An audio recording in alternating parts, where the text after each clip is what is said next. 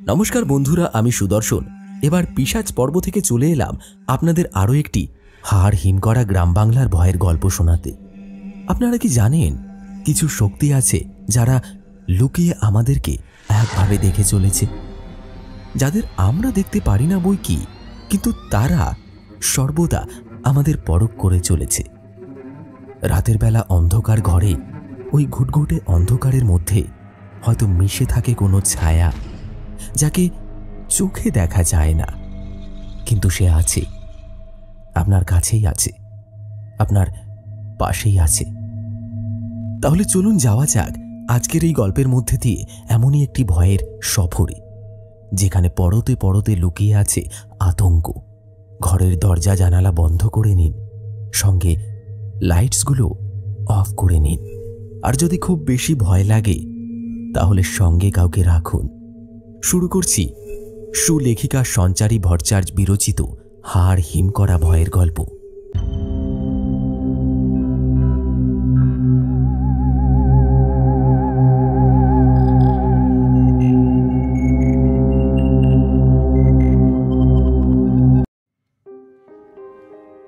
সকলেই বলেন কালবেলা নাকি বয়ে যায় নিজের ছন্দে, আর আমরা কেবল দর্শকের মতো দাঁড়িয়ে থাকি।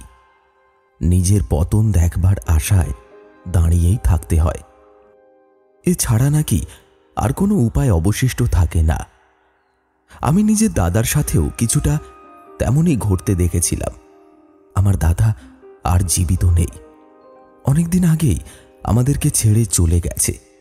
তবে আজও সেই বিভীষিকাময় দৃশ্যগুলো চোখের সামনে ভেসে আসে। মনে হয় যেন সেগুলোকে সঙ্গে নিয়েই আমাকে বাঁচতে হচ্ছে। আসলে সবটাই যে চোখের সামনে ঘুরতে দেখেছিলাম, তাই আপোষ করতামই বা কিভাবে? ভাবছেন কি এমন দেখেছিলাম, কি এমন ঘটেছিল যার রেশ আজও আমাকে তাড়া করে বেড়াচ্ছে?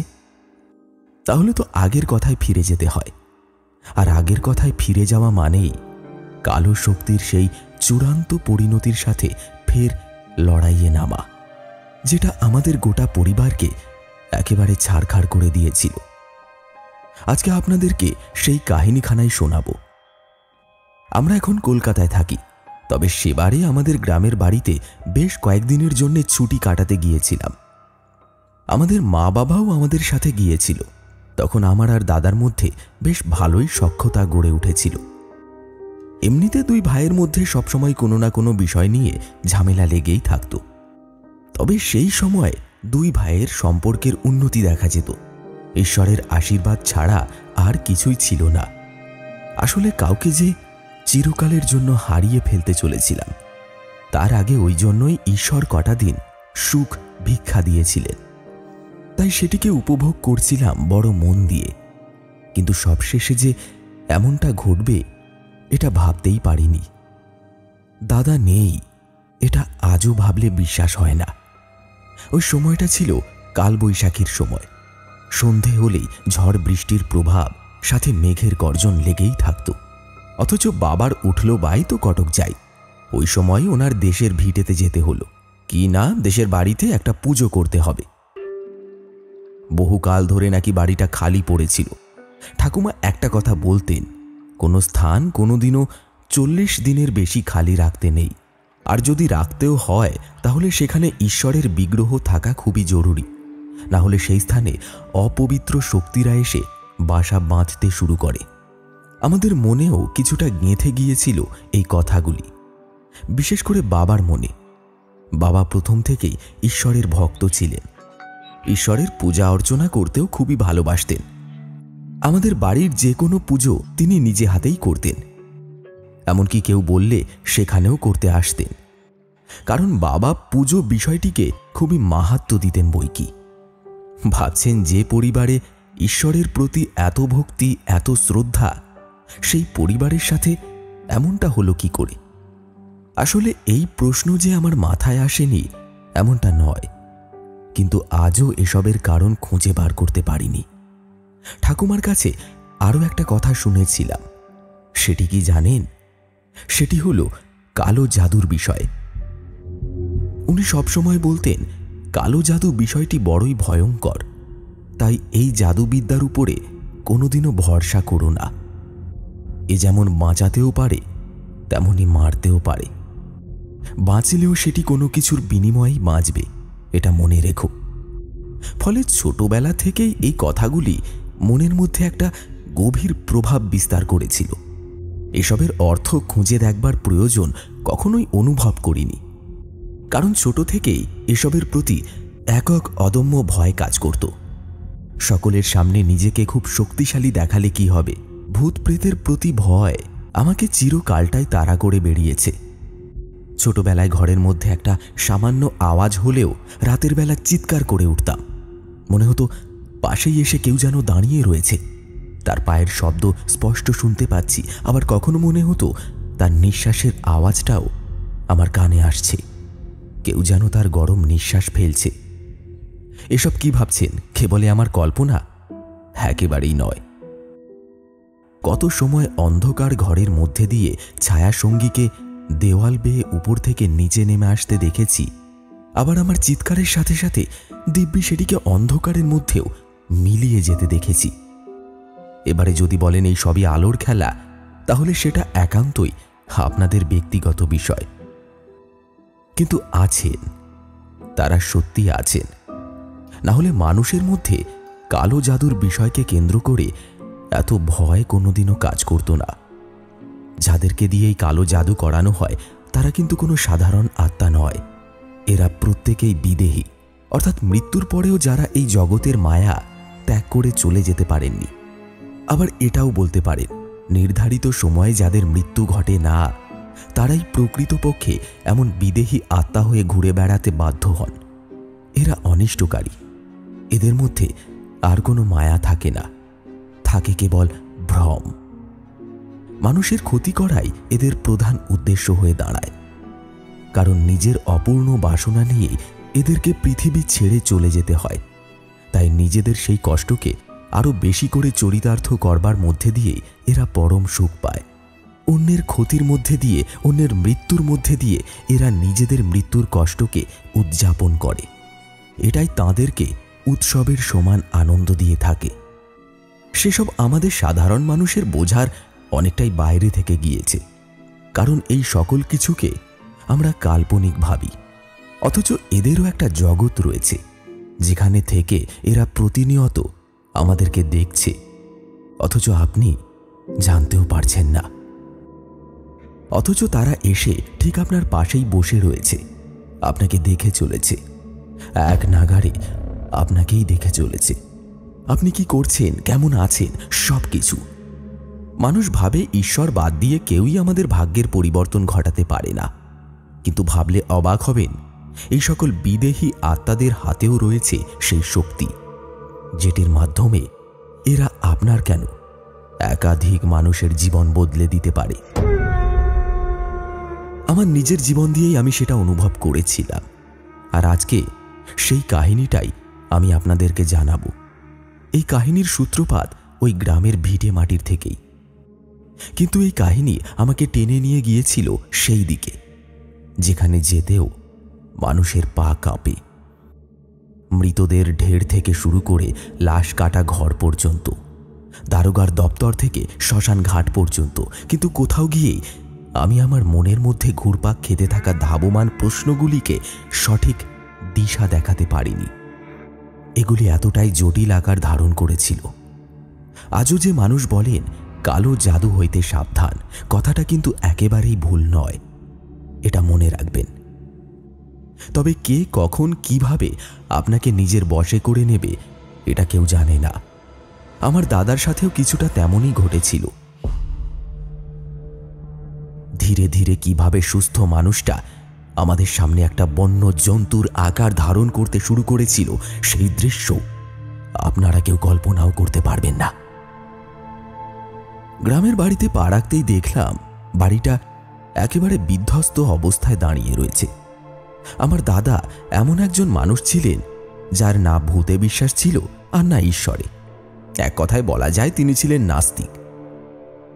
ভাবছেন আমাদের মতন পরিবারেও এমন একজন মানুষের আবির্ভাব ঘটল কিভাবে?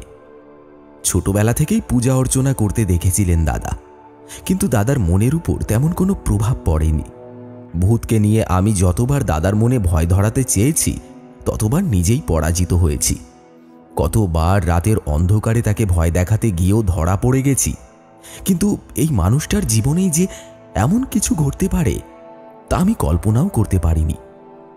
আমার ঠাকুমা একবার আমাকে একটি কথা বলেছিলেন, এই পৃথিবীতে যারা যা বিশ্বাস করে না সেটাই কিন্তু অখরে তাদের সাথে হয়।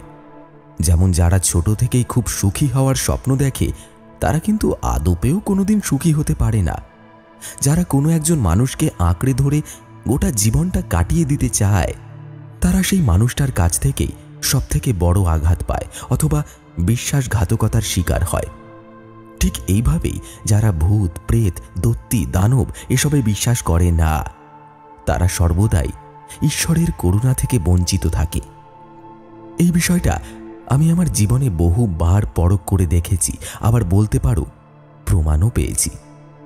ঠাকুমার সেই কথাগুলোই যেন সত্যি হতে দেখেছিলাম। আমার নাম বাদল আর আমার দাদার নাম ছিল নিখিলেশ। বাবা খুব সাধ করে দাদার এই নামটা রেখেছিলেন। দাদার মৃত্যুর কয়েক বছরের মধ্যে বাবা বড় রহস্যজনকভাবে মারা যান। বাবার মৃত্যুর কারণটা আজ পর্যন্ত জেনে উঠতে পারিনি। আমি মাকে নিয়ে এখন কলকাতাতেই থাকি, কিন্তু মায়ের শারীরিক অবস্থাও একেবারে ঠিক নেই। এরপরে কোন দিন হয়তো মাও। ভাবছেন বাড়িয়ে বলছি? এতদিন জানতাম ঈশ্বর নিজেই আমাদের জীবনকে নিয়ন্ত্রণ করে থাকেন, কিন্তু দাদার মৃত্যুর পর এই বিষয়টির প্রতি বিশ্বাস সম্পূর্ণরূপে বদলে গেছিল।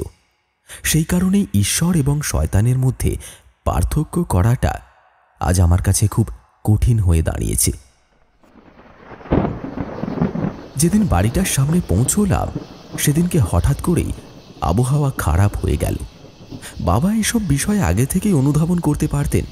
তিনি পরিবেশের অমন অবস্থা দেখেই বললেন, পরিবেশটা একেবারেই ঠিক লাগছে না। মনে হচ্ছে এই যেন এক অশনির সংকেত বয়ে নিয়ে আসছে। আজকের দিনটাই এখানে আসাটা বোধহয় ঠিক হয়নি। আমি তোমাদের বারবার বারণ করলাম শনিবার দিন গ্রামের বাড়িতে যেতে না, কিন্তু তোমরা কেউ আমার কোনো কথা শুনতে চাইলে না। আরে বাবা, শনিবার কোনো শুভ কাজ সংগঠিত হয় না। শনি আর মঙ্গলবার সন্ধ্যের পর বেশিরভাগ শয়তানি শক্তিকে কেন্দ্রীভূত করার জন্যই পূজা অর্চনা করা হয়। এ কারণে শনি আর মঙ্গলবার দুপুরের মধ্যেই সমস্ত পুণ্যের কাজ সমাপ্ত করে ফেলতে হয়। কিন্তু তোমরা তো এসব জিনিসে একেবারে বিশ্বাস করো না। এবারে আমাদেরকে যদি কোনো বিপদের মুখে পড়তে হয় তখন কি করবে শুনি? মা এবং আমি চুপ করেই রইলাম। কিন্তু দাদা বাবার বিরোধিতা করে বলে উঠল, তুমি না ঈশ্বরকে বিশ্বাসী বাবা, তাহলে এত ভয় পাচ্ছ কেন? যারা ঈশ্বরে বিশ্বাসী হন, ঈশ্বর তো সর্বদাই সব রকম বিপদের হাত থেকে তাদেরকে রক্ষা করে বলেই জানি। দাদা যে বাবার সঙ্গে ব্যঙ্গ করছেন সেটা বাবা বেশ ভালোভাবেই আন্দাজ করতে পেরে বললেন, সব জিনিস নিয়ে মশকরা করাটা এবারে ছাড়ো নিখিলেশ। তুমি যতটুকু জানো তার বাইরেও একটা পৃথিবী রয়েছে। এই পৃথিবী সম্পর্কে তোমার কোনো ধারণা নেই। 24 ঘন্টা কেউ না কেউ আমাদের ওপর নজর রেখে চলেছে, আর তুমি ভাবছো তাদের দেখতে পাওয়া যাচ্ছে না বলেই তারা হয়তো নেই। এমনি এমনি আমার মন কু ডাকছে না, এটা মনে রেখো। দাদা আর কথা বাড়ালো না। মা বাবাকে উদ্দেশ্য করে বলল, বাড়িটার যা অবস্থা তাতে করে মনে হয় না যে এই মুহূর্তে ঢোকা সম্ভব। বাড়িটাকে তো আগে ভালো করে পরিষ্কার করতে হবে, তা না হলে তো ভেতরে ঢোকাও যাবে না। সব কিছু তো একেবারে অগোছালো হয়ে পড়ে আছে। সেই কবে আমরা এই বাড়িতে এসেছিলাম, তারপর তো এখানে আসাও হয়নি। তোমার বড়দা তো এখানেই দেহ রেখেছিলেন, কিন্তু তার দাহ সংস্কারের কাজও তো সেইভাবে সম্পাদন করা হয়নি, কারণ সেই সময় এই অঞ্চলে ইংরেজদের আধিপত্য ছিল। তাছাড়া বেশিরভাগ মানুষই প্রাণ বাঁচিয়ে শহরের দিকে পালিয়ে যাচ্ছিল। তাদের জীবন রক্ষার দায়িত্ব স্বয়ং ঈশ্বরের হাতে ছিল। কি হয়েছিল তোমার দাদার সাথে? কিছুই তো জানতে পারোনি। বাবা কিছুক্ষণ স্থির হয়ে মায়ের কথাগুলো মনোযোগ সহকারে শুনছিলেন, আর তারপর তিনি মাকে উদ্দেশ্য করে বললেন, দাদার দেহটা পরে গ্রামের লোকেরা উদ্ধার করে শ্মশানে নিয়ে গিয়েছিল। এই গ্রামের এক পুরোহিতের সাথে আমার পূর্ব সাক্ষাৎ ছিল। উভয়ের মধ্যে চিঠির মারফত যোগাযোগ রক্ষা হয়েছিল বহুদিন। তারপরে আর দুইয়ের মধ্যে কোনো সাক্ষাৎ হয়নি। কিন্তু সেই পুরোহিত আমাকে তার শেষ চিঠি পাঠিয়ে এটুকু আশ্বস্ত করেছিলেন যে দাদার সৎকার সম্পন্ন হয়ে গিয়েছে। তারপরে গ্রামের লোকেরা সকলে মিলেই এই বাড়িটাকে তালাবন্দি করে দেয়। তারপরে সকলেই এখান থেকে চলে যায়। সেই পুরোহিতেরও আমি আর কোনো খবর পাইনি। আমি এখানে তেমন আর কাউকে চিনতাম না যে তার দ্বারা পুরোহিত মশাইয়ের খোঁজ পাব। এরকম বহু মানুষ আমাদের জীবনে ঝড়ের মতন এসে আবার চলেও যায়, তাদের কোনো হদিশ পাওয়া যায় না। তবে তিনি তার কথা রেখেছিলেন। ওই শেষ চিঠির উত্তরের মধ্যে দিয়ে তিনি সবটাই পরিষ্কার করে গিয়েছিলেন। আমি এবারে মুখ তুললাম, তারপর বললাম, বাবা, অনেকক্ষণ ধরেই আমরা সকলে বাড়ির বাইরে দাঁড়িয়ে রয়েছি। এতটা রাস্তা আস্তে আস্তে অনেকটাই ধকল গেছে, আর কতক্ষণ এইভাবে দাঁড়িয়ে থাকতে হবে বলো তো? আমার যে কোমর ধরে আসছে, আর এভাবে দাঁড়িয়ে থাকতে পারছি না। এমন সময় দেখলাম বাবার চোখ দুটো বন্ধ। তিনি হাতটাকে মুঠি করে কি সব মন্ত্র পাঠ করছিলেন। বাবা, বাবা, ও বাবা, আরে কি হলো বাবা? বেশ কয়েকবার বাবা বাবা বলে ডাকবার পর হঠাৎ তিনি তার ডান হাতটা দিয়ে আমাকে ইশারায় চুপ করতে বললেন। বুঝলাম বাবা মনে মনে কোনো কিছুর মন্ত্র পাঠের মধ্যে দিয়ে কিছু একটা খুঁজে বার করার চেষ্টা করছেন। 10 মিনিট এভাবেই চোখ বন্ধ করে এক নাগাড়ে বাড়িটার দিকে তাকিয়ে মন্ত্র পড়ে চললেন বাবা। আর তারপর হঠাৎ করেই চোখটা খুলে আমাদের দিকে তাকিয়ে বলে উঠলেন, এই বাড়িটার মধ্যে এতদিন ধরে অনেক কিছু ঘটেছে, সেসব সম্পর্কে তোমাদের কোনো ধারণা নেই। এতকাল ধরে পরিত্যক্ত হয়ে পড়ে রয়েছে এই বাড়িটা। এখানে একাধিক কালো শক্তির বাস রয়েছে। বিদেহী আত্মারাই বাড়িটাকে নিজের আস্তানা বানিয়ে ফেলেছে। তাই আমাদেরকে আজ রাতটা বাড়ির বাইরেই কাটাতে হবে। আমার কাছে গঙ্গা জল রয়েছে, আমি বাড়ির চারিপাশটায় সেটা ছিটিয়ে দেব। কালকে সকাল হওয়ার সাথে সাথে আমরা এই গঙ্গা জল জিভে দিয়ে শুদ্ধিকরণ মন্ত্র পাঠ করতে করতে বাড়ির ভিতরে প্রবেশ করব। বাবা এই কথাগুলি বলে থামলেন, কিন্তু সেদিন রাতেই ঘটল এক অঘটন। দাদা হঠাৎ করেই কেমন একটা উত্তেজিত হয়ে পড়লেন, আর সাথে সাথে এগিয়ে এলেন ওই দরজার দিকে। দূর থেকে যেটুকু লক্ষ্য করছিলাম তাতে মনে হয়েছিল যে দরজাটা শিকল দিয়ে আটকানো ছিল। যেখানে সামান্য একটা তালা লাগিয়েই একটা বাড়িকে বন্ধ করে দেওয়া যায়, সেখানে খামোখা এতগুলো শিকল দিয়ে জায়গাটাকে বেঁধে রাখবার প্রয়োজন কি? এই বিষয়টা মনের মধ্যে নানান রকমের প্রশ্ন তৈরি করবার আগেই দাদা একটা ভয়ঙ্কর কাণ্ড করে বসলেন। তিনি প্রথমে হাতের সাহায্যে জোরে জোরে আঘাত করে দরজাটাকে খুলতে চাইলেন, আর তারপরে যখন সেই আঘাতে দরজাটা খুলল না, তখন পায়ের সাহায্যে জোরে একটা আঘাত করে দরজাটাকে খুলে ফেললেন।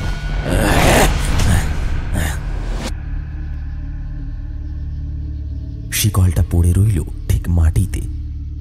বিষয়টা দেখে সবথেকে বেশি চমকে উঠেছিলেন যিনি, তিনি হলেন আমার বাবা।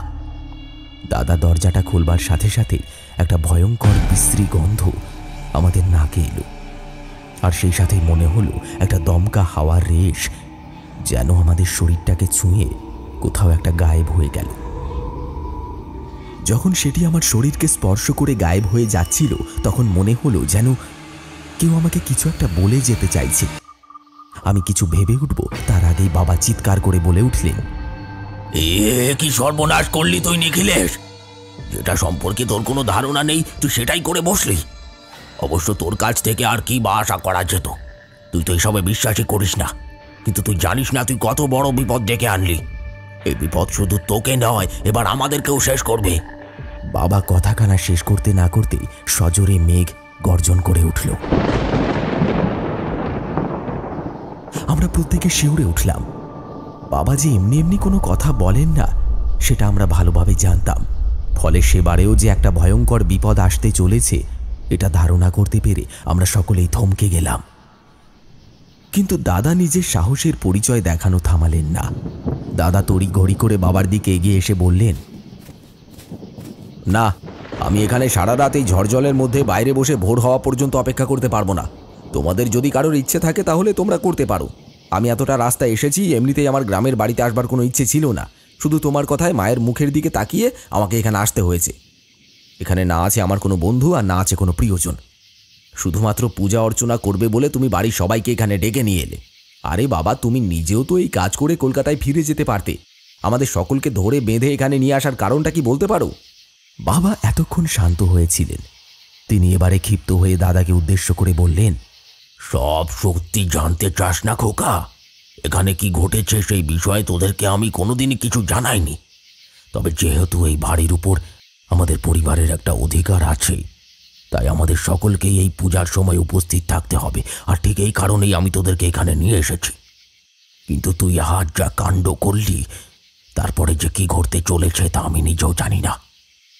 তবে ঘরের মধ্যে থেকে ভেসে আসা ওই বিশ্রী গন্ধটা জেনে রাখিস কোনো ভালো কিছুর সংকেত নয়। সবকিছুতে এত হঠকারিতা করতে নেই। সবকিছুর মধ্যে একটা স্থিরতা, স্থিতিশীলতা রক্ষা করা অত্যন্ত প্রয়োজন। এটুকু বলে বাবা চুপ করলেন। দেখলাম তার ডান হাতটা কাঁপছে। তিনি ভয়ঙ্করতাকে অনুভব করতে পারছেন। সেটি তার ওই আচরণের মধ্যে দিয়েই প্রমাণিত হচ্ছিল। এমন সময় মা এগিয়ে গেলেন এবং বাবার কাঁধে হাত রাখতেই বাবা সহসা চমকে উঠে মায়ের দিকে তাকালেন। মা তাকে উদ্দেশ্য করে বললেন, তুমি যা অনুভব করতে পারছো, আমরা হয়তো কোনোটাই তার অনুভব করতে পারবো না।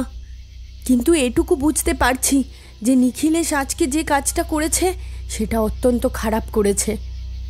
নিখিলেশ শুধুমাত্র নিজের কথা ভাবলেই চলে না। তোমার যে একটা পরিবার রয়েছে সে কথা কি তুমি ভুলে গেছো? তোমার ওপর কোনো বিপদ আসলে আমাদের প্রত্যেকের ওপরেই তো বিপদ আসবে। অন্তত আমাদের প্রত্যেকের ওপরেই তার আঁচ পড়বে। কিন্তু এই সহজ সত্যিটা তুমি হয়তো কোনোদিনই স্বীকার করতে চাইবে না। যা হওয়ার তা তো হয়েই গেছে, আর আগামীতে যা হবে সেটাকেও রোধ করা আমাদের কারোর পক্ষেই সম্ভব নয়। সুতরাং এখন ভেতরে যাওয়াই উচিত। আমাদের কাছে সম্বল বলতে ছিল একটা হ্যারিকেন। বাইরের ওই প্রবল হাওয়ার মধ্যে মা কোনোভাবেই হ্যারিকেনটাকে জ্বালাতে পারছিলেন না। কিন্তু একটা সময়ের পর তিনি সেটিকে জ্বালাতে পারলেন। ওই হ্যারিকেনের উদ্ভাসিত আলোয় যেটুকু পথ পরিষ্কারভাবে দেখা যাচ্ছিল, সেটুকুকে নিরীক্ষণ করতে করতে আমি, মা, দাদা ওই বাড়িটির অন্তরে প্রবেশ করার জন্য এগিয়ে গেলাম। কিন্তু পিছনে ফিরতেই দেখলাম বাবা ঠায় ওই বাড়িটির দিকে তাকিয়েই দাঁড়িয়ে রয়েছেন। তার চোখ দুটো রয়েছে চিলেকোঠার ঘরের দিকে। তিনি কোনো একটা বিষয়কে কেন্দ্র করে ঠকঠক করে কাঁপছেন। বাবাকে এর আগে কোনোদিনও এমন অবস্থা আমি হতে দেখিনি। জানি না সেদিন তিনি কি দেখতে পাচ্ছিলেন। আমি বিষয়টা আন্দাজ করতে পেরেই দৌড়ে বাবার কাছে এসে দাঁড়ালাম। বাবাকে কিছু না জিজ্ঞেস করে আমিও ঠিক বাবার নজরকে কেন্দ্র করে চিলেকোঠার ঘরের দিকে তাকাতেই স্তম্ভিত হয়ে গেলাম। দেখলাম ওই ঝড়ের রাতে বেশ কিছু কালো কাক চিলেকোঠার ছাদের উপর এসে বসেছে। তাদের সকলের দৃষ্টি স্থির হয়ে রয়েছে আমার দিকে। কাকেদের কোনো ডাক নেই। কোনোদিনও কোনো কাককে অমন স্থির অবস্থায় আমি তাকিয়ে থাকতে দেখিনি। আমি বারবার সেগুলিকে তাড়ানোর চেষ্টা করতে লাগলাম। সব থেকে অবাক লাগার বিষয় কি জানেন? এত চেষ্টার পরেও ওই কাকগুলোকে সেখান থেকে তাড়ানো সম্ভব হলো না। বাবা দেখলাম বিড়বিড় করছেন। তারপর তিনি সজোরে বলে উঠলেন, চলে যা, চলে যা বলছি এখান থেকে। কি হলো? কানে কথা যাচ্ছে না? চলে যেতে বললাম তো। বাবার এই কথাগুলো বলার সাথে সাথে দেখলাম ওই কাকগুলো সারিবদ্ধভাবে ডানা ঝাপটাতে ঝাপটাতে উড়ে গেল। আর যাওয়ার সময় তাদের মধ্যে দুটো কাক বাবার মাথায় সজোরে ঠক্কর দিয়ে চলে গেল। বাবা সেদিনকে হাত দিয়ে চোখ দুটো না ঢাকলে হয়তো তাদের পায়ের থাবায় চোখ দুটো উপড়ে যেত। কি ভয়ঙ্কর ছিল সেই মুহূর্তটা! আজও ভাবলে গায়ে কাঁটা দিয়ে ওঠে। কাকগুলো চলে যাওয়ার পরে বাবা আমার কাঁধের উপর ভর দিয়ে কোনো রকমে নিজেকে সামলে নিলেন। তারপর বললেন, আজকে তোর দাদা মস্ত বড় ভুল করে ফেলেছে বাদল। এই ভুলের শাস্তি শুধু ওকেই নয়, আমাদের সকলকে ভোগ করতে হবে। এই কাকগুলো কোনো সাধারণ কাক নয়। ঝড় বাদলের রাতে কালো কাক এলো কোথা থেকে? এই সব কিছুই একটা জিনিসটাই সংকেত করছে। বাবার কথাগুলো শুনেই আমার ভয় করতে শুরু করলো। আমি তাকে উদ্দেশ্য করে বললাম, কোন সংকেতের কথা বলছো বাবা? এই বাড়িটাকে কেউ কালো জাদুর আখড়া হিসেবে ব্যবহার করেছিল বাদল। কারণ যে সময় ইংরেজরা এই গ্রামের উপর নিজের আধিপত্য তৈরি করেছিল, তাদের ওই আধুনিক সরঞ্জামের কাছে গ্রামবাসীদের সকলকেই প্রায় হার মানতে হচ্ছিল। গ্রামবাসীদের কাছে অত শক্তি হচ্ছিল না তাদের মোকাবিলা করার। তাই সেই কারণে এই গ্রামের বিভিন্ন অঞ্চলে বিভিন্ন স্থানকে কেন্দ্র করে কালা জাদু করা হয়েছিল। ফাঁকা বাড়িগুলিকে বেশি করে এই কাজে ব্যবহার করা হতো। পুরোহিতের কাছ থেকে কিন্তু আমি তেমনটাই শুনেছিলাম। শেষবারের চিঠিতে তিনি যে কথাগুলো লিখেছিলেন তাদের মধ্যে এই বিষয়টা উল্লেখিত ছিল। আর জেনে রেখো, এটা কোনো সাধারণ বিষয় নয়। আমাদের বাড়িটাকেও যে এই কাজে ব্যবহার করা হয়নি তার প্রমাণ কোথায়? আজকে এই কালো কাকেদের শাড়ি সেই ভয়েরই আভাস দিয়ে গেল। এই বাড়িটায় এমন কিছু ঘটেছে যা আমাদের অজানা, তবে আমাদের দুর্দিন আসন্ন এই বিষয়ে আমি একেবারেই নিশ্চিত। নিখিলেশ যা করেছে তা তার শিশু মনের পরিচয় নয়। ওকে দিয়ে এটা করানো হয়েছে। ওর উপর কারোর প্রভাব আছে, তা না হলে আমি ওকে এতটা উত্তেজিত হয়ে কোনো সিদ্ধান্ত নিতে দেখিনি। এই প্রথমবার ওকে আমার বিরোধিতা করতে দেখলাম। এমনকি সেটার জবাবদিহি করবার প্রয়োজনটুকুও তার মধ্যে দেখতে পেলাম না। এখন আর এসব বিষয় নিয়ে ভেবে কোনো লাভ নেই বাদল। চলো এবারে ভিতরে চলো। কথায় বলে যা দেখা যায় তার অনেকটাই সত্যি। কেউ কেউ যা দেখেছেন সেটাকেই সত্যি বলে মেনে নেন, আবার কেউ কেউ তার অন্তর মনের গভীরতা দিয়ে ওই সত্যের পেছনে লুকিয়ে থাকা আসল রহস্যকে খুঁজে বার করার চেষ্টা করেন। অনেক সময় আমরা যা দেখি বা আমাদের যা দেখানো হয় সেগুলো ভ্রমও হতে পারে। যারা আমাদেরকে খুব ভালোভাবে চিনে ফেলেন তারা আমাদের চিন্তা শক্তিকেও খুব ভালোভাবে চিনে ফেলতে পারেন। ফলে আমাদের মন কোন আঙ্গিকে ভাবনা চিন্তা করতে সক্ষম সেটা তাদের হাতের মুঠোয় চলে আসে। তাই তারা আমাদেরকে সেই জিনিসগুলোই দেখান যেটি আমাদের মন এবং শরীরের উপর প্রভাব বিস্তার করতে পারবে। বাবার মতে কালো জাদুর প্রক্রিয়াটাও কিছুটা তেমনই। এখানে যে সবসময় মানুষকে ক্ষতি করে কিংবা আঘাত করেই তার জীবন শেষ করতে হবে এমনটা নয়। দৈহিক ক্ষতির পরিবর্তে মানসিক ক্ষতির মধ্যে দিয়ে কিন্তু প্রকৃতপক্ষে একজন মানুষের জীবনকে শেষ করে ফেলা যায়। আর সেই ক্ষমতা রয়েছে শুধুমাত্র কালো জাদুর মধ্যে। সেদিন রাত্রে আমি আর বাবাও শেষমেশে বাড়ির ভেতরে প্রবেশ করলাম। এরপরেই বাবা সদর দরজাটা ভেতর থেকে বন্ধ করে দিলেন। তারপর আমরা ভেতরের দিকে এগোতে থাকলাম। সামনেই নজরে পড়ল একটা বড় ঘর। দেখলাম সেখানে মা আর দাদা বসে রয়েছে। হ্যারিকেনের আলোটা সামনে দপদপ করে জ্বলছে। জানালাটা খোলা, জোরে জোরে হাওয়া বইছে। ওই হাওয়ার দাপট সহ্য করতে না পেরে হয়তো হ্যারিকেনের আলোটা দপদপিয়ে জ্বলে চলেছিল। এমন সময় বাবা তড়িঘড়ি করে গিয়ে জানালাটা বন্ধ করে দিলেন। তারপর মাকে উদ্দেশ্য করে বললেন, আরে তোমাদের কি কোনো আক্কেল জ্ঞান নেই? এক্ষুনি একটা অঘটন ঘটলো, তারপরে তোমরা ঘরের মধ্যে ঢুকে জানালাটা খুলে দিলে, তাও আবার পশ্চিমের জানালা। তোমরা কিভাবে এতটা অবুঝ হতে পারো নীলিমা? বাবা মাকে উদ্দেশ্য করে এই কথাগুলো বলার পরেই মা একটু রেগে গিয়েই বাবাকে বললেন, আরে বাবা, তুমি আমার দিকে আঙুল তুলছো কেন? কে এই কাজটা করেছে সেটা না জেনেই তুমি আমাকে দোষারোপ করতে শুরু করে দিলে। আমরা ঘরের মধ্যে এসে বসলাম আর তারপরেই নিখিলেশ যেন কেমন একটা অদ্ভুত আচরণ করতে শুরু করে দিল। মনে হলো যেন এই ঘরের মধ্যে ওর দম বন্ধ হয়ে আসছে। আমি কিছু বলার আগেই দেখলাম জোরে ছুটে গিয়ে সে পশ্চিমের ওই জানলাটা খুলে দিল। জানলাটা খুলে দেওয়ার সাথে সাথেই ও বেশ কিছুক্ষণ জানলাটার সামনেই হাঁ করে দাঁড়িয়েছিল। আমি কতবার করে ওকে ডাকলাম, নিখিলেশ, কি হয়েছে বাবা? অমন করে জানালার দিকে তাকিয়ে রয়েছিস কেন? কি রে, বলবি তো কি হয়েছে তোর? নিখিলেশ, নিখিলেশ, আমার কথা শুনতে পাচ্ছিস বাবা? নিখিলেশ আমার কথার কোনো জবাব দিল না। ও একইভাবে জানালার দিকে তাকিয়ে রইল।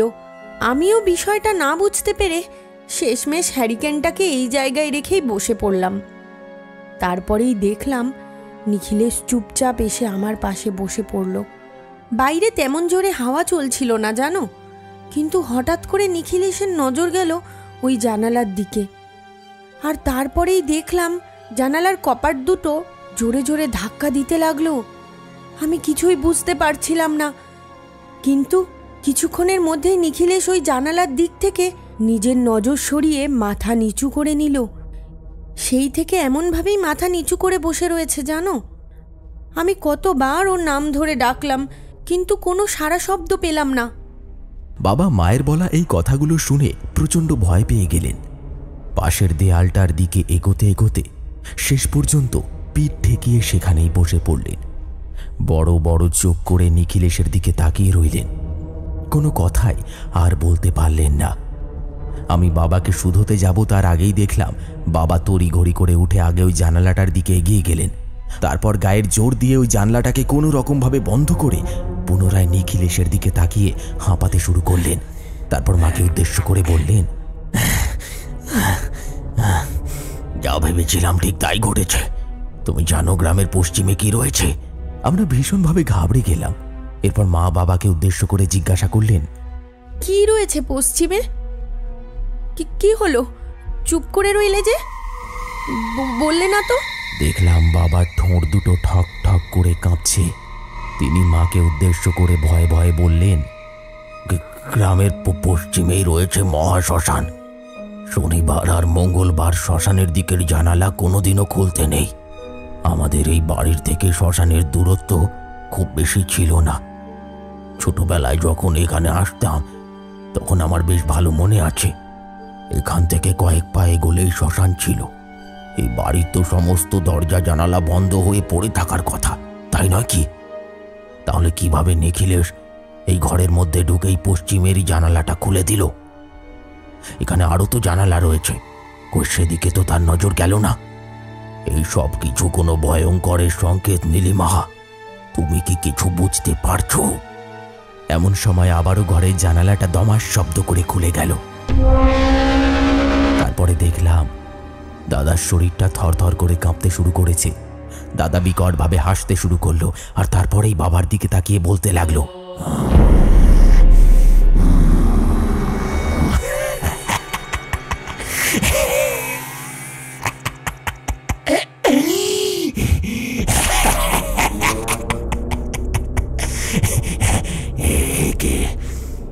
একে আমার খুব ভালো লেগেছে, খুব ভালো লেগেছে। আমি এবার একে নিজের সাথে করে নিয়ে যাব। এতকাল ধরে আমাকে এই ঘরের মধ্যে আটকে রাখা হয়েছিল, আমি কোনো শরীর পাচ্ছিলাম না।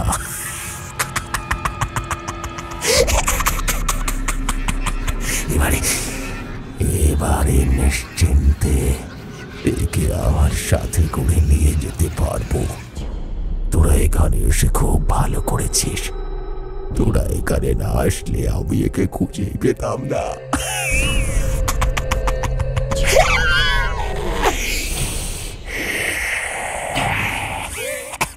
এতকাল ধরে এখানে এখানে বন্দি হয়ে থাকতে থাকতে আমার শরীর মরে আসছিল।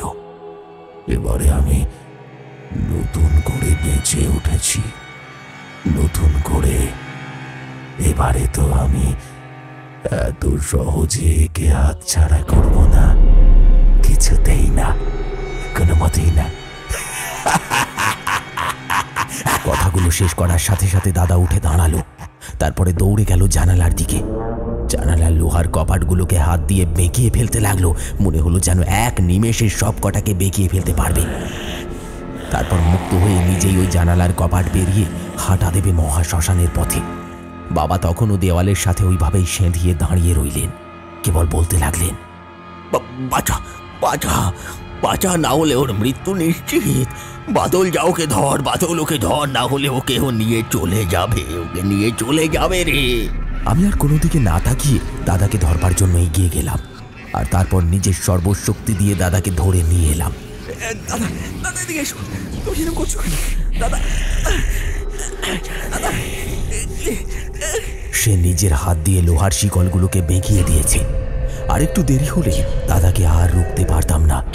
আমি ধরাধরি করে দাদাকে নিয়ে আসতে বাবা গঙ্গার জলের শিশি থেকে বেশ কিছুটা জল নিয়ে দাদার সারা গায়ে ছিটিয়ে দিতে লাগলেন। আর সেই সাথে সাথে মন্ত্রোচ্চারণ করতে লাগলেন। দেখলাম দাদা ধীরে ধীরে নেতিয়ে পড়ল। এরপরে বাবা পুনরায় গিয়ে ওই জানালাটা বন্ধ করে দিলেন। তারপর ফিরে এসে বসে পড়লেন।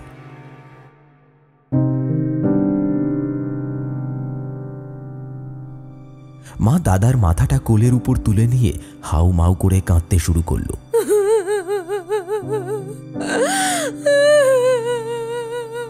বাবাকে উদ্দেশ্য করে বলতে লাগলো, এখানে আসতে না আসতেই এসব কি ঘটছে বলতে পারো? আমি তো কিছুই বুঝতে পারছি না। তাহলে কি আমরা আমাদের ছেলেটাকে আর বাঁচাতে পারবো না? কি হচ্ছে এসব ওর সাথে? বাবারও দেখলাম চোখ ছলছল করছে, কিন্তু তিনি মাকে উদ্দেশ্য করে বললেন, তোমার ছেলে যা ভুলটা করেই ফেলেছে, এই জন্যই বললাম ওকে কবচ ধারণ করাও। ও না চাইলেও ওকে ধারণ করাও, কারণ ওর কুষ্ঠিতে কাল সর্পদোষ রয়েছে। আর এই দোষ যাদের থাকে তাদেরকে কালো শক্তিরা খুব তাড়াতাড়ি আকর্ষণ করতে পারে। ওর সাথেও তেমনটাই ঘটেছে। মা পুনরায় বাবাকে জিজ্ঞাসা করলেন, কি ঘটেছিল এই বাড়িটায়? আমি তো কিছুই বুঝতে পারছি না। এতকাল ধরে তো বাড়িটা বন্ধ হয়েই পড়েছিল, তাহলে এখানে কি ঘটতে পারে? বাবা বললেন, আমরা এখানে পা রাখার পরে বাড়িটাকে বন্ধ অবস্থায় দেখেছি। মানেই এটা ভাবার কোনো কারণ নেই যে বাড়িটা প্রথম থেকেই বন্ধ অবস্থায় পড়েছিল। এখানে এমন অনেক কিছুই ঘটে থাকতে পারে যা আমাদের অজানা। আর শুধু অজানা বলবো কেন, এতটাই ভয়ঙ্কর যা হয়তো আমরা স্বপ্নেও কল্পনা করতে পারি না। নিখিলেশের উপর কোনো আত্মা নিজের প্রভাব বিস্তার করেছে, এটা কোনো সহজ ব্যাপার নয়। আমি আজকে যা করার করছি, কিন্তু জানি না এতে ভৌম দোষ দূর হবে কিনা। তবে এখানে আমাদের থাকাটা আর সমীচীন হবে না। বাড়িটাকে কোনো রকমে পরিষ্কার করতে হবে। আজকে রাতের মধ্যেই শুদ্ধিকরণ সেরে ফেলতে হবে। আর কাল সকালে কোনো রকমে পূজা সেরে আবার শহরের উদ্দেশ্যে বেরিয়ে পড়তে হবে।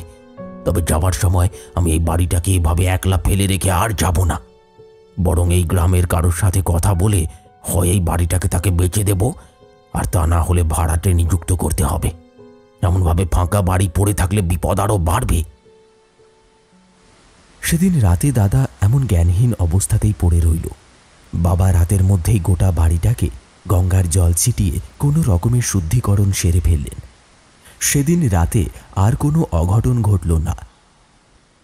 পরের দিন ভোরবেলায় হঠাৎ দাদার জ্ঞান ফিরল।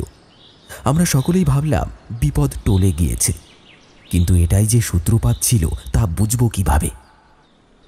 বাবা বাড়ির একটি বিশেষ স্থান দেখে সেখানে মাটি দিয়ে যজ্ঞকুণ্ড নির্মাণ করে পূজায় বসলেন। আসল বিপদটি সংঘটিত হল ওই পূজার সময়।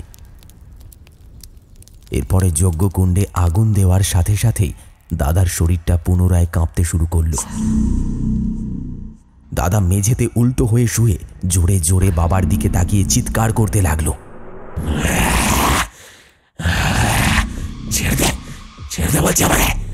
আমাকে এখান থেকে কোথাও পাঠাতে পারবি না।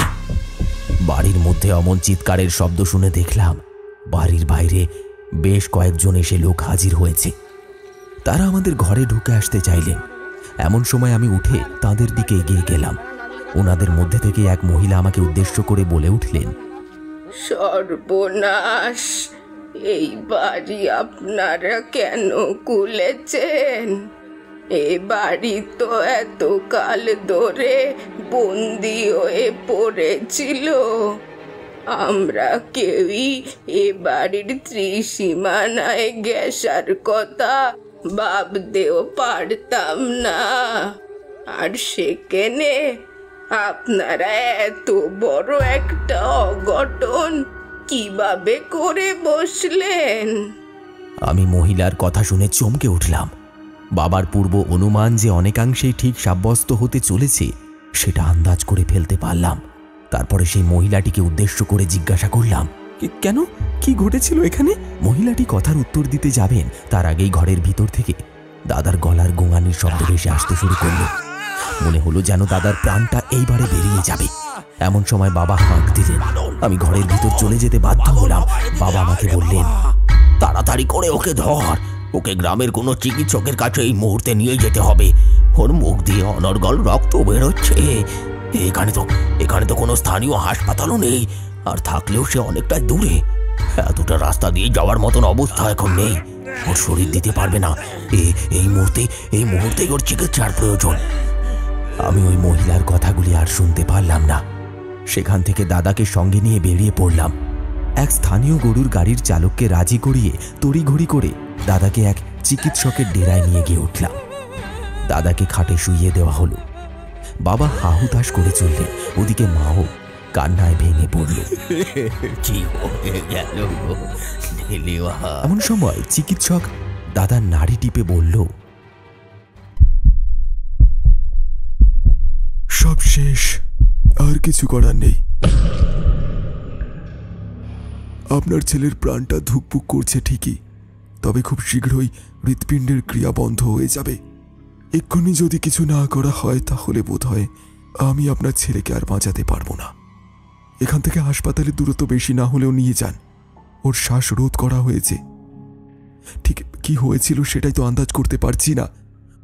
ও কি কিছু দেখে খুব ভয় পেয়েছিল নাকি? বাবা বললেন, না, তেমন কিছুই না। আমি আমার গ্রামের বাড়িতে এসে পুজোর কাজ ছেড়ে আজকেই আবার কলকাতায় রওনা হয়ে যাওয়ার সিদ্ধান্ত নিয়েছিলাম, কিন্তু পুজোয় বসার সাথে সাথেই দেখলাম এই কাণ্ডটি ঘটেছে। আমি কিছুই জানি না। ডাক্তার কথাখানা শুনেই বললেন, কোন বাড়িটা বলুন তো? বাবা বললেন, বসাকদের পাশের বাড়িটা, যেটা এতকাল ধরে বন্ধ অবস্থাতে পড়েছিল, ওইটাই আমাদের বাড়ি। আসলে এটা আমাদের দেশের বাড়ি। এখানে অনেক কাল আসা হয়নি, সেই কারণেই এখানে এসেছিলাম। বাবার মুখে ওই বাড়ির কথাখানা শোনার সাথে সাথেই দেখলাম ডাক্তারবাবুর মুখ চোখের রং একেবারে বদলে গেল। তিনি কেমন একটা অনাবশ্যক আচরণ করতে শুরু করলেন। দাদার হাতটা ছেড়ে উঠে দাঁড়াতে যাবেন, এমন সময় দেখলাম দাদা চোখটা খুলে ডাক্তারের দিকে এক দৃষ্টিতে তাকিয়ে রয়েছে আর বিকটভাবে হেসে চলেছে।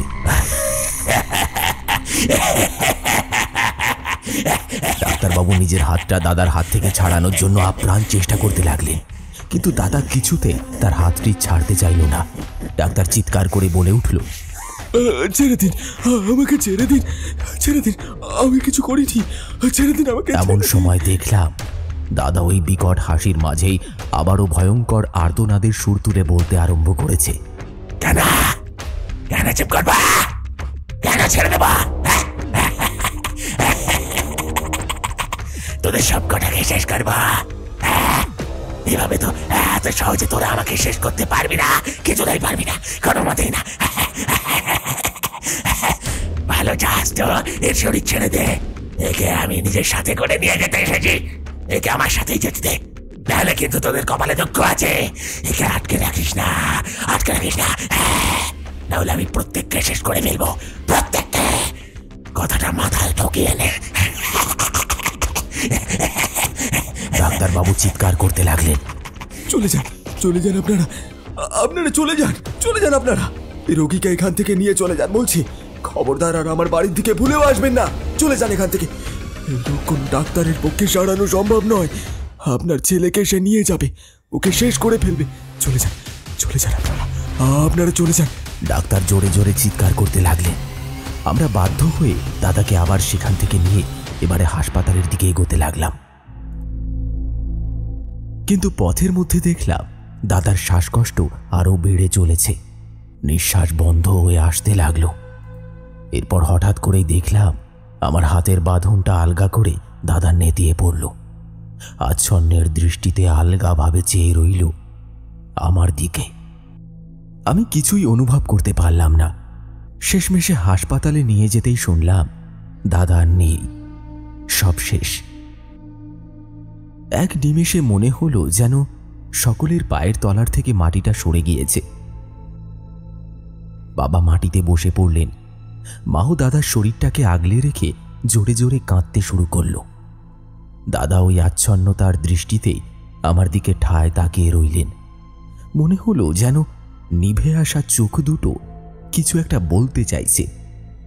দাদার মৃত্যুটি স্থানীয় ডাক্তারদের নিরীক্ষণে খুন হিসেবে সাব্যস্ত করা হলো। এরপরে দাদার দেহটিকে লাশ কাটা ঘরে পাঠানোর নির্দেশ দিলেন স্থানীয় ডাক্তাররা। ঠিকভাবে পর্যবেক্ষণ না করে সেটিকে পোড়াতে নিয়ে যেতে দেবেন না বললেন। এতে নাকি পুলিশি ঝামেলার সম্ভাবনা রয়েছে, তাই তারা এমন সিদ্ধান্ত নিতে বাধ্য হলেন। দাদার দেহটির কাটা ছেঁড়া হবে শুনে আমরা সকলেই আরো ভেঙে পড়লাম। কিছুক্ষণ আগেও জলজ্যান্ত মানুষটা আমাদের সামনেই বসেছিল, আর এখন সে মৃত। তার নিথর শরীরটাকে আগলে রেখে কেঁদে চলা ছাড়া আমাদের কাছে আর কোনো উপায় অবশিষ্ট ছিল না। শেষ পর্যন্ত তাদের সিদ্ধান্তকে সম্মান জানাতে হলো। আইনকে কি আর হাতে নেওয়া যায়?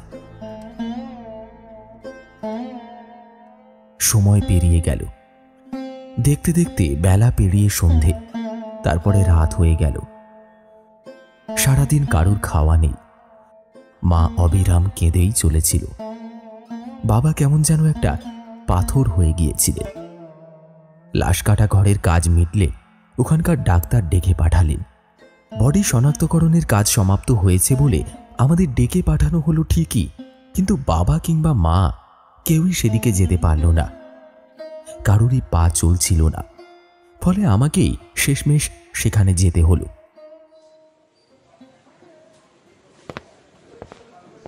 গিয়ে দেখলাম দাদার শরীরে কাপড় নেই। একটা সাদা চাদরে দাদার নগ্ন শরীরটা ঢাকা। এরপর দাদার দিকে এগিয়ে গেলাম। দাদার হাতটা ধরতেই মনে হলো যেন বরফ ছুঁয়েছি। পাশ থেকে ডাক্তার এসে বললেন, মরার শরীর ঠান্ডা তো হবেই। ডাক্তারের কথা শুনেই মনে হচ্ছিল তাকে সজোরে একটা থাপ্পড় মেরে বলি, আমার দাদা মরেনি, কিচ্ছু হয়নি তার, সে ঠিকই আছে, কিছুই হয়নি।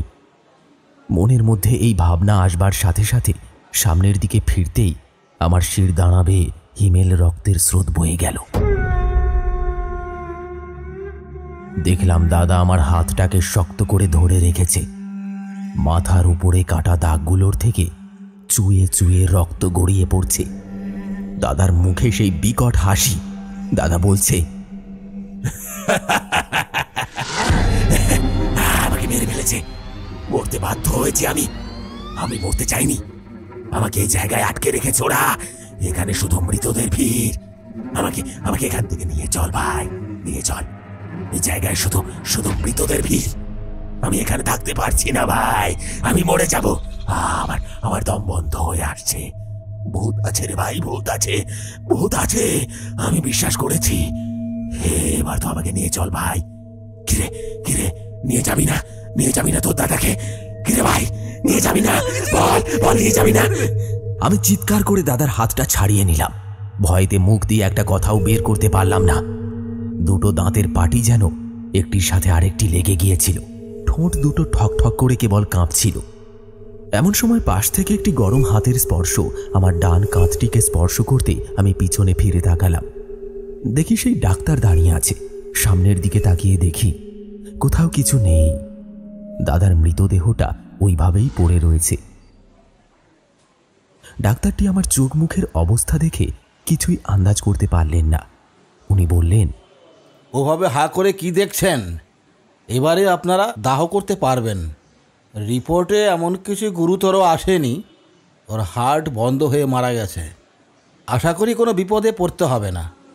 যান, এবারে ওকে আপনারা নিয়ে যান, তাড়াতাড়ি দাহ করুন গিয়ে।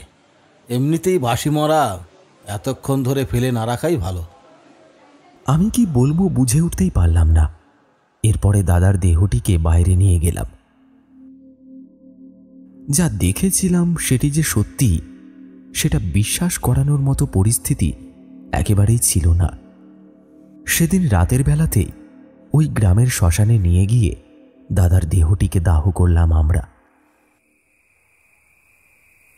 তারপরে রাস্তা ধরে ফিরে এলাম। বাবা বললেন, কেউ পিছন দিকে ফিরে তাকাবে না, যতক্ষণ না পর্যন্ত আমরা বাড়ি পৌঁছচ্ছি ততক্ষণ কেউ পিছনের দিকে ফিরবে না। যে কেউই ডাকুক না কেন, যার গলা করেই ডাকুক না কেন, পিছনের দিকে ফিরে তাকাবে না। বাবার কথা সেদিন আমরা সকলেই শুনেছিলাম। কারোরই আর পিছনের দিকে ফিরে তাকানোর মতো সাহস ছিল না।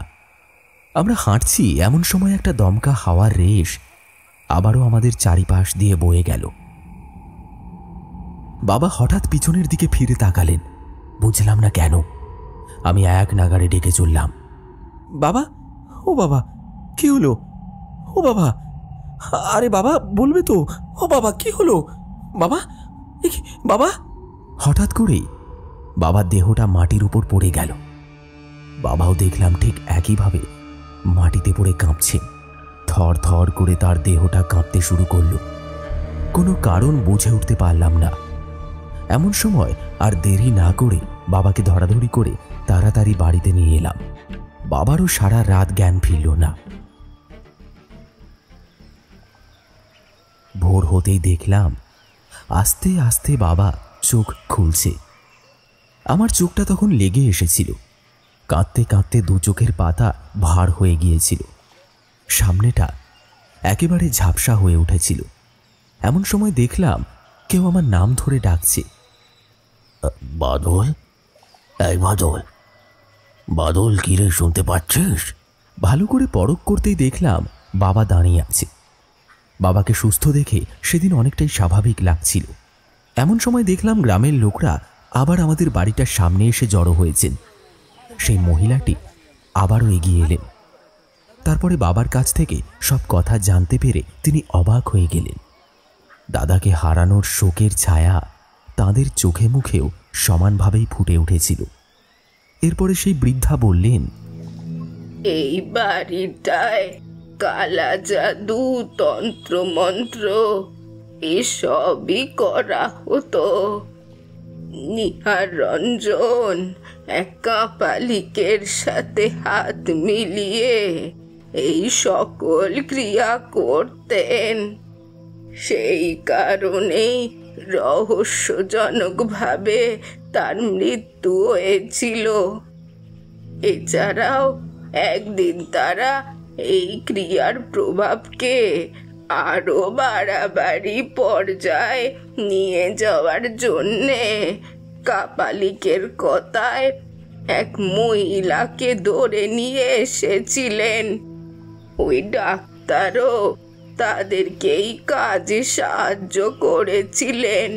শুনেছিলাম ওই মহিলা নাকি রাতের বেলা ডাক্তারের কাছে সাহায্যের জন্য ছুটে এসেছিলেন, কিন্তু ডাক্তার ওই কাপালিকের কথা শুনে ওই মহিলার সঙ্গে নিয়ে এই বাড়িতে আসেন।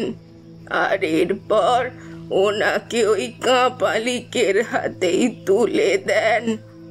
এখানেই নাকি তাকে বলি দেওয়া হয়েছিল।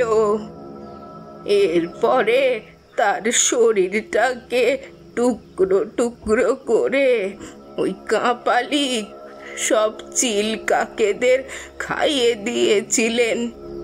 এই কারণে আজও প্রচুর কালো কাকদেরকে এই বাড়ির চালে চিলেকোঠায় বসে থাকতে দেখা যায়।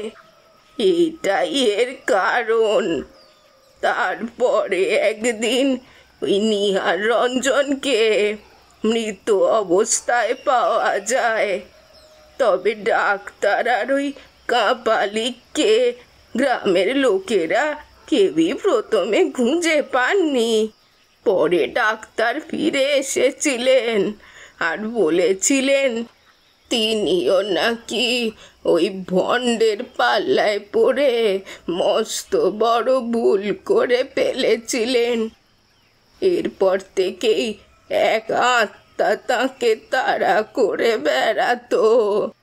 নিহার রঞ্জনের মৃত্যুর পরে আমরা গ্রামবাসীরা মিলে তার দেহটি সৎকারের কাজ সম্পন্ন করি আর এই বাড়িটাকে বন্ধ করে দিই। তারপর থেকে এখানে আর কেউ আসে না। সকালের দিকেও কেউই আসবার সাহস দেখায় না। আর তারপরে তো সন্ধেবেলা। আপনারাও এখান থেকে চলে যান বলছি। এ বাড়ি অভিশপ্ত, অভিশপ্ত বাড়ি। এই বলেই ওনারা সকলে সেদিন চলে গেলেন। নিহার রঞ্জন আর কেউ নন, স্বয়ং বাবার বড় ভাই, যার এই ভিটে ছিল। তিনি কেন, নিজের কোন স্বার্থ পূরণের জন্য এই কাজ করেছিল তা আমরা কেউ জানতে পারিনি। বাবাকে পরে জিজ্ঞাসা করেছিলাম তার অমন করে পিছনে ফিরে তাকানোর কারণ কি ছিল। তাতে উনি বলেছিলেন কেউ যেন ওনাকে জোর করে পিছনের দিকে ঘুরতে বাধ্য করেছিল, যেন কেউ জোর করে ওনার শরীরটাকে ধরে ঘুরিয়ে দিয়েছিল এমন। আমি তো শুনে অবাক যে মানুষটা নিজে আমাকে পিছনে ঘুরে দাঁড়াতে বারণ করলেন, তাকে কে আবার এভাবে বাধ্য করতে পারে। এই ঘটনার পরেই আমরা আবারও বাড়িটিকে তালা বন্ধ করে কলকাতায় ফিরে আসি।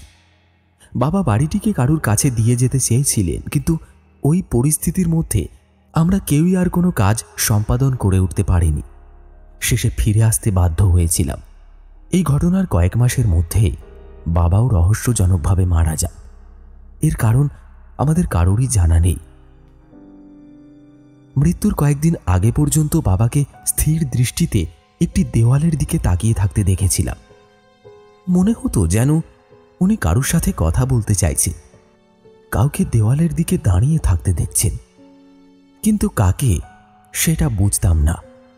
চোখগুলোকে বড় বড় করে কাউকে একটা দেখবার চেষ্টা করে যেতেন তিনি। এরপরেই একদিন তাকে ঘরের মধ্যে সকালে মৃত অবস্থায় পাওয়া যায়। আজও এসব প্রশ্নের কোনো মীমাংসা হয়নি, এসবের কারণ জানতে পারা যায়নি, এসবের উদ্দেশ্য ও বিধেয় সম্পর্কে কোনো দৃষ্টিভঙ্গি খুঁজে পাওয়া যায়নি। হয়তো কিছু প্রশ্নের কোনো উত্তর হয় না, এটাই সত্যি।